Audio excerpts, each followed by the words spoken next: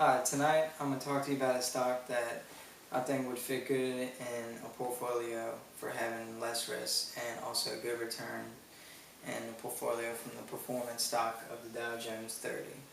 And the stock that I am choosing to go in a portfolio is Johnson & Johnson.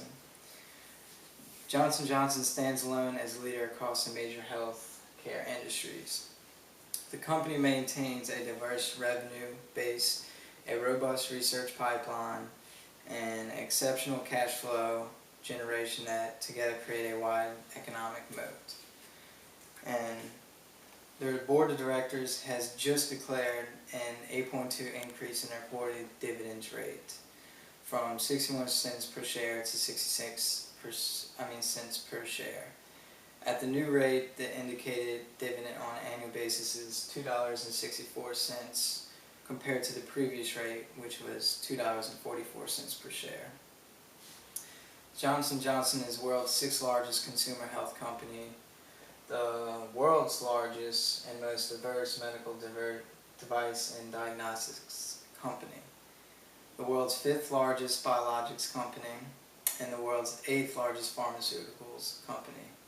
Johnson & Johnson has more than 275 operating companies in more than 60 countries, employing nearly 128,000 people.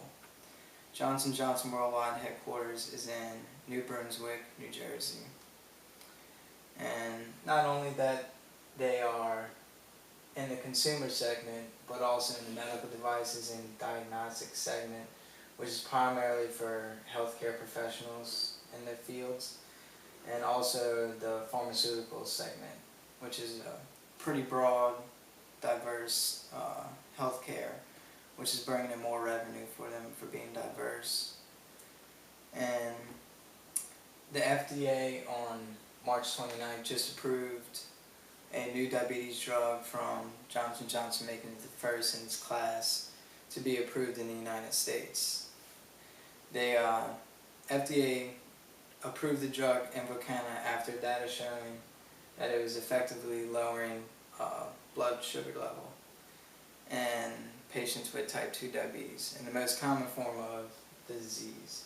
Invokana is expected to generate sales in 2016 of $468 million, according to analysts. Moving on to Johnson & Johnson's financials, their liquidity ratio is current is 1.9, their quick is 1.335, and their cash is 0.8692 as of 2012. It has shown a decrease over the past 5 years, which is showing that they're more liquid to pay their bills on time than the previous years before. Moving on to the solvency, the equity multiplier at 1.87 in 2012 has also decreased from last year in 2011 of 1.99. It's showing their financial leverage of a company's total assets per dollar of stockholders' equity. And capital structure, their debt to equity ratio is 24.94 and has been decreasing since 2008. And this also is a measurement of financial leverage calculated by dividing its total liabilities by its stockholders' equity. And it also indicates what proportion of equity and debt the company is using to finance its assets. And it's showing that it's decreasing its debt over its equity to gain more revenue. And the times interest earned is 32.15 as of 2012.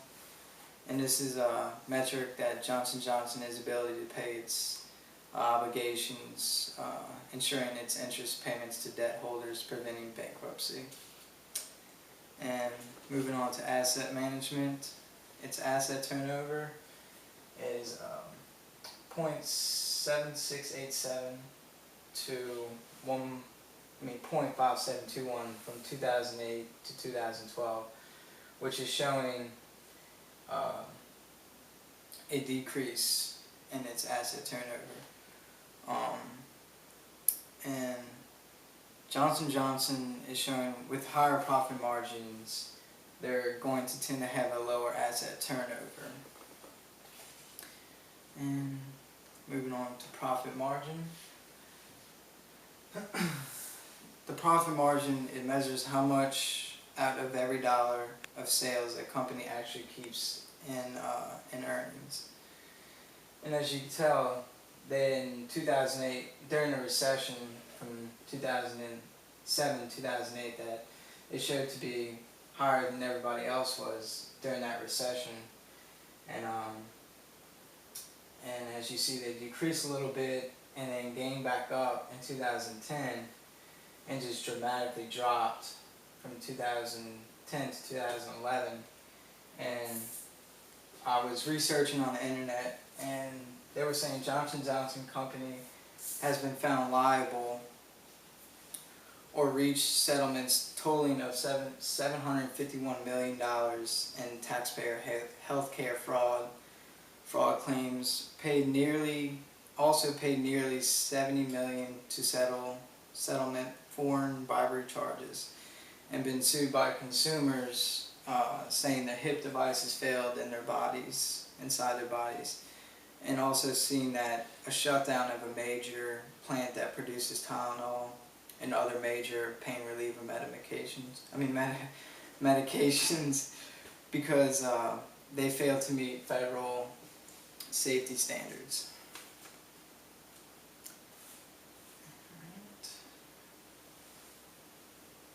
Moving on to ROA. ROA gives an idea of how efficient management is using its assets to generate earnings. The ROA gives investors an idea of how effectively the company is converting the money it has to invest into net income. And as you see, stood above during the recession 2008, and just see a decline from there as they're not doing too well on the return on their assets, in which I think it's really affected them from all those losses. I think it was $825 million in losses total, and so I think that's what brought them down so far. And now they're starting to come back up in 2012, which I think it's going to still increase. I don't think it's going to go back down unless they start closing down and having other settlements and losses. Moving on to ROE, is the amount of net income return as a percentage of shareholders in equity. The ROE measures a corporation profitability by revealing how much profit a company generates with the money shareholders have invested. As you see that we were second for a little bit and then just decreased from there as those losses really hurt them, as ROA and ROE and the profit margin correlate with each other from all those losses that they had in 2010 and 2011, and that they're starting to come back up a little bit, surely but slowly. And moving on to the economic value added.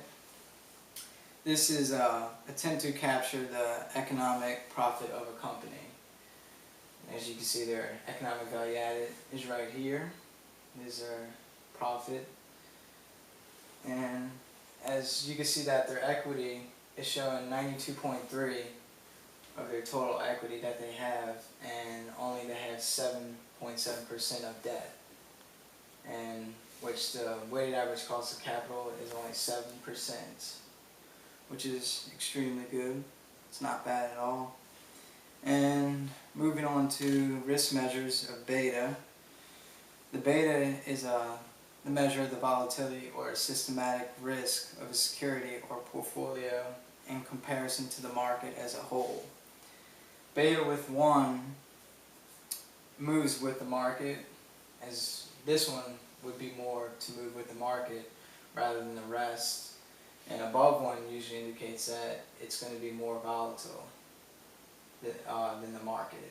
And below the 1 is going to show that they're going to move less volatile with the market. Alright, and move on to volatility. And the volatility can either be measured by using the standard deviation or the variance between the returns from the same security or the market index. The higher the volatility, the riskier the security. And the lower the volatility means that the security values does not fluctuate dramatically, but changes in value at the steady pace over a period of time. As it's shown that Disney's extremely volatile, and IBM is a little volatile, but not as much as Disney, and Johnson & Johnson, Procter & Gamble, McDonald's are pretty close in with each other for volatility, which is good. And standard deviation is a direct measure of risk involved in the purchase of a share. This is applied to the annual rate of return of investment to the measure of investment's volatility, and also determine the significance of a certain price movement. As you can see that IBM's standard deviation is high because they're going to have a higher return in that rather than having Johnson & Johnson and Procter & Gamble and Disney having a lower standard deviation, is having lower risk in there.